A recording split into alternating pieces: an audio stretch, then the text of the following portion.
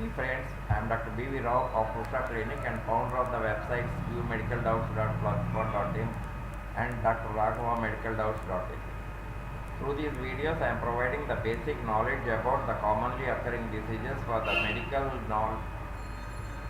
general or medical knowledge to general people and for reference to medicals. Today, I am going to discuss about the cardiac arrest.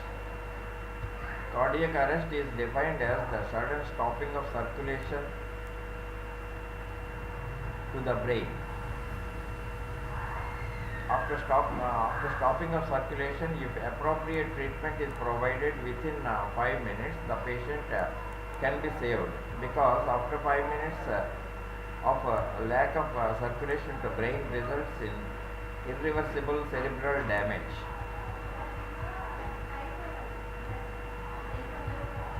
Measures to correct the cardiac arrest: closed chest cardiac massage or external cardiac massage, along with the mouth-to-mouth artificial respiration, has greatly improved the prognosis. Cardiac arrest is usually due to ventricular asystole or ventricular fibrillation.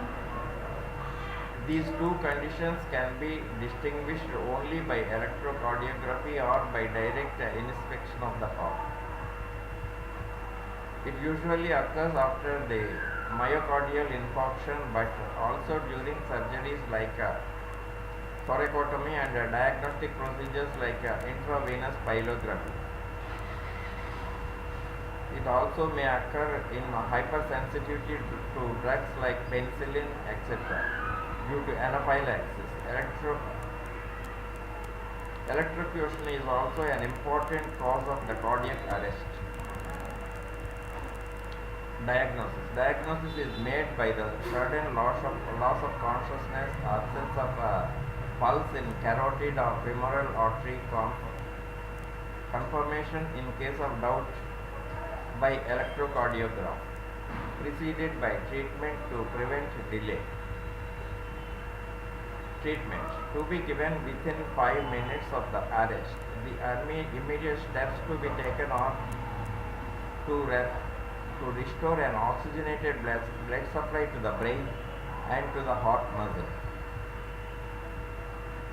A smart blow should be given to the chest with the hand or the fist, and both the legs are elevated 90 degrees for 15 seconds. If heart didn't start functioning,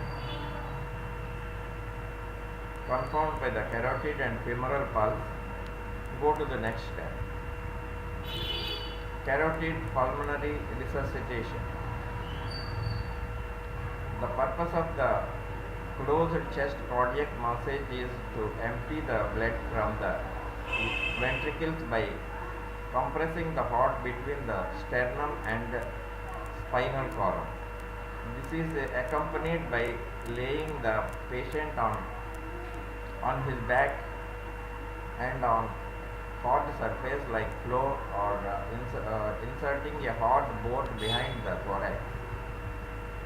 The operator places his hands on top of the other hand on the lower end of the patient's sternum, immediately above the episternum, and commences forcible rhythmic compressions at the rate of 60 to 80 per minute. The force should be so great to produce pulsations in the carotid and femoral arteries.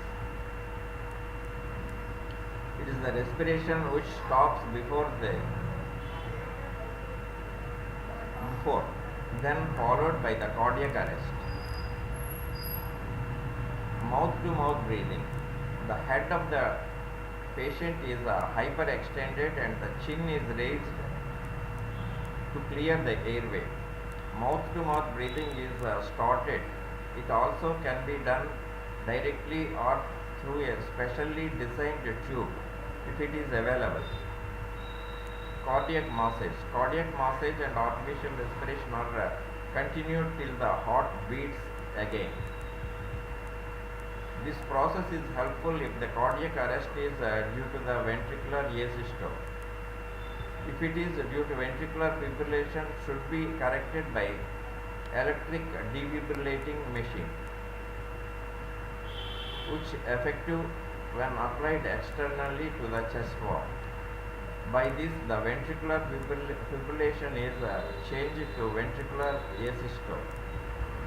Then the heart may start beating spontaneously or after a short period of continued closed chest cardiac massage. Cardiac contractions are restored, but the blood pressure remains low. To correct it, isoprenaline intravenous infusion 2 milligrams in 500 ml of 5% dextrose is given and repeated as required. If electrical defibrillation fails, injection of lignocaine 50 to 100 milligrams intravenous injection may be successful. If asystole is present, the heart can be stimulated by an electric pacemaker. The acidosis as a result of temporary cardiac arrest must be corrected by administration of 150 milliequivalents of bicarbonate in the first 5 minutes and repeated as long as the circulation is inadequate. Persistence of fixed dilatation of the pupil indicates that the cerebral damage is irreversible.